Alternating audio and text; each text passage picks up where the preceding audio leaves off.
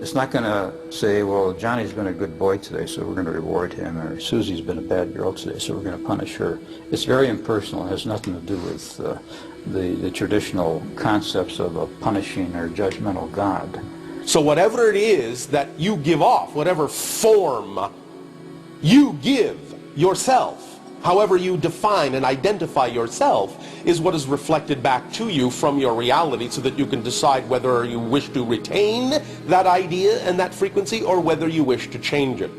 You create your realities, every bit of your realities, from birth to death, and everything in between. The vast, vast majority, unfortunately, majority of humans spend their valuable and precious creative energies chasing after the little things. From our perspective, the most effective way to alter your reality is to get in touch with, consciously, the beliefs that have created the reality you are experiencing so far.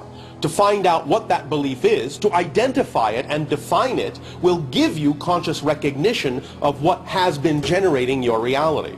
Once you have defined the belief, you can then understand as a mechanism how it has been generating the frequency that's caused the reflection you've been experiencing. And once you define it and recognize that as the mechanism, you can then replace it with a belief that you prefer. And you can also then believe, if you wish, that that new belief will replace the old one just as effectively and create reality just as effectively as the old belief did.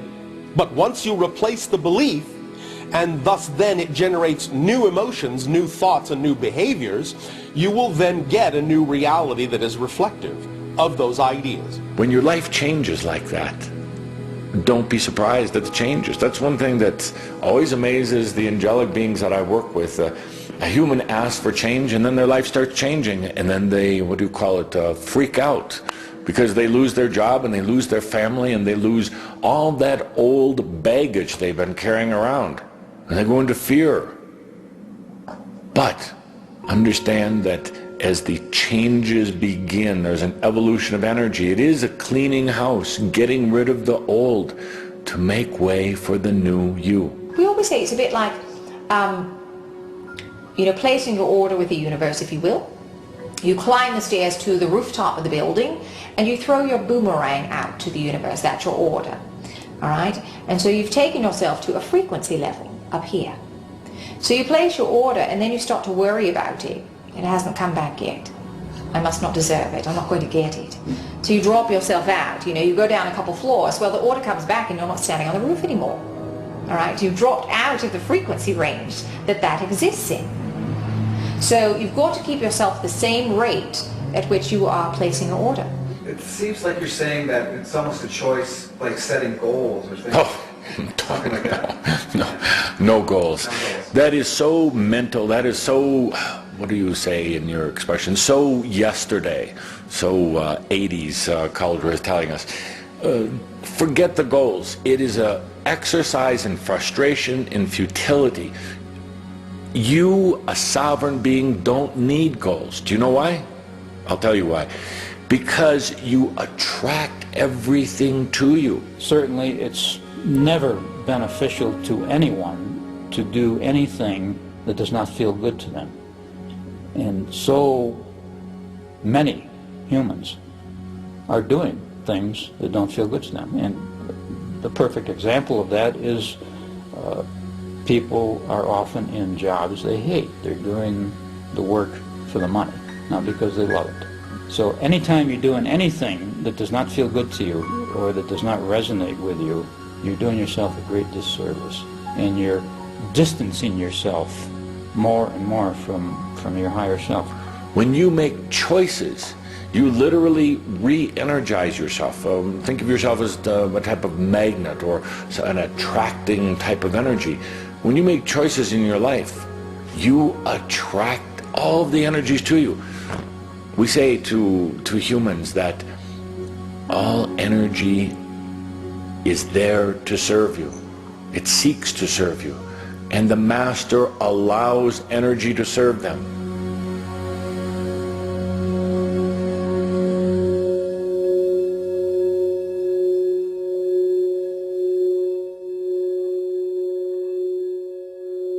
God is not this divine being who sits up there somewhere in the clouds on a throne and dictates to you what your life should be.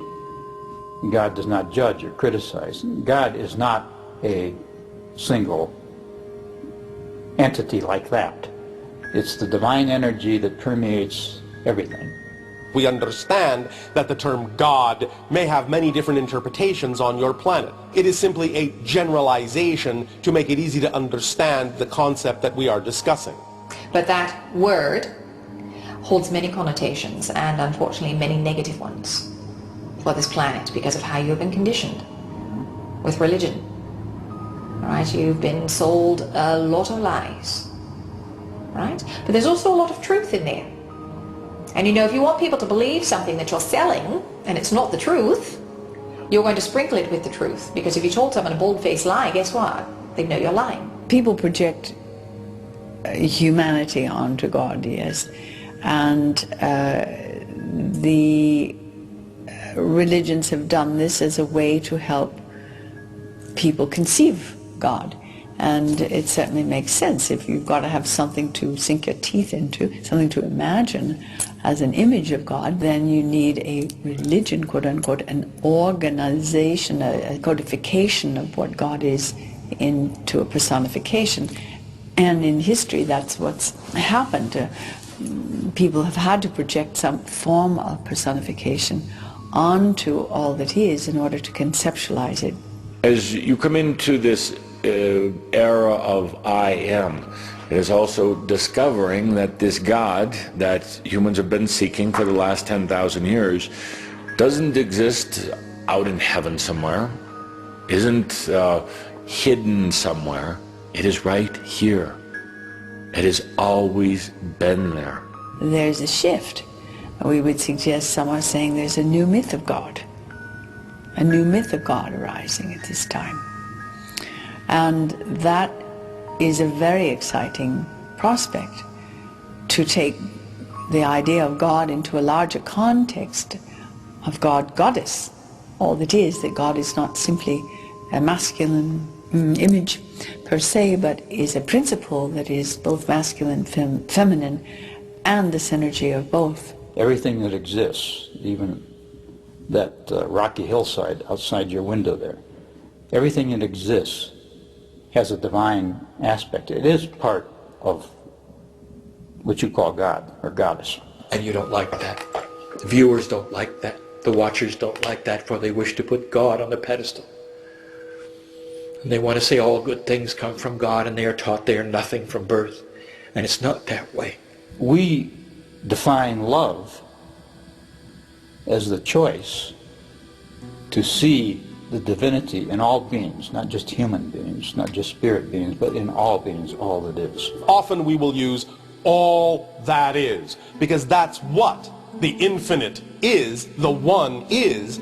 By definition, it is all that is. There is no outside to it. There cannot be an outside to it. That is, in our view, what God is. And so you are, literally, you are all God. You're all goddess.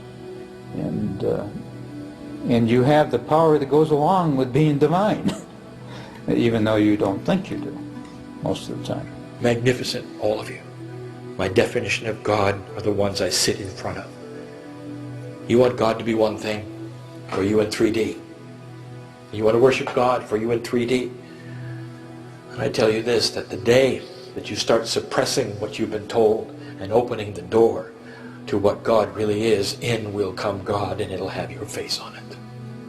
What do you say to people who really do not feel empowered? We would suggest that if people are not feeling empowered, the first thing we do is remind them that they are telling themselves some lies.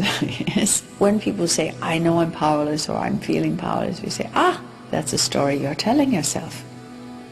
That's a story you're telling yourself based on fear.